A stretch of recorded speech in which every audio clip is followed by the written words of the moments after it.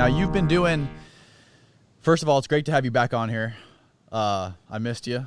But yeah, you've been interviewing lots of people from all over the world, Spain, Italy, Greece, New York, doing Skype chats with all kinds of people that have been affected by this coronavirus. So what have you learned? What's the biggest thing you've been learning from all these people from talking to everyone? What happened was 2 to 4 weeks ago, I started to get emails from people in Spain and Italy asking me to warn people in the UK and the USA what was coming. So I started to read those emails out on camera. And then in the comments, there was this horrible backlash, people saying, I'm trying to cause a panic. The flu is more dangerous than this. Only old people are dying in Italy. It's not coming to the US. It's not coming to the UK.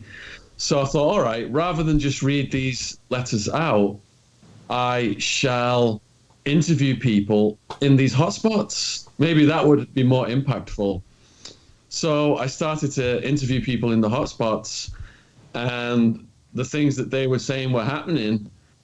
You know, old people needing intensive care unit beds being turned away, doctors deciding who lives and dies, makeshift beds being made in tents, and bodies just being laid down in corridors with blankets thrown over them, people who are still alive but couldn't get in the intensive care units.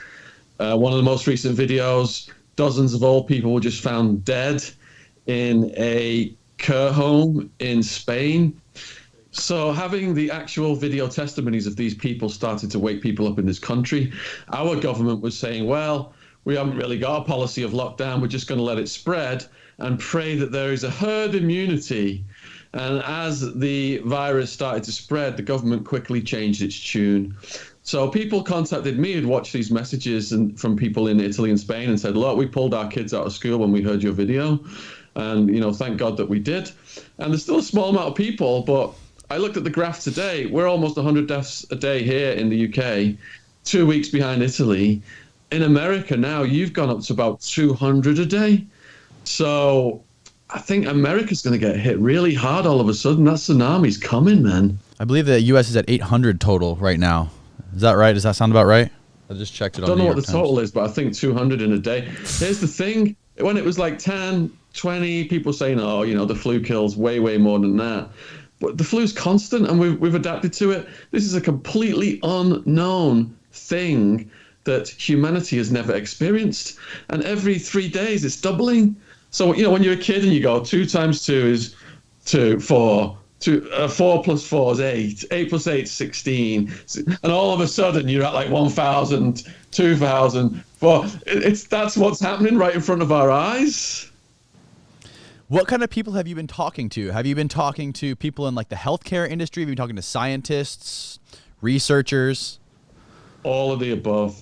I'm talking to people who are locked down in Spain and Italy. I'm talking to people who are working in the health community. And I'm talking to scientists, and I'm talking to doctors. I interviewed a doctor who believes it was come out of a bioweapons lab in Wuhan, Dr. Cottrell out of Harvard. And tomorrow I'm interviewing a doctor who's an expert on pandemics, who explains how it comes from the animal kingdom. So we're trying to cover absolutely every angle of this story. And my thing was not to cause panic. It was just give people a heads up, because people started sending me these messages. And I think the more prepared we are, the less damage this thing is going to cause. Sorry, who did you say the doctor was from Harvard that you talked to? Dr. Cottrell, Cottrell. And what was he saying about everything?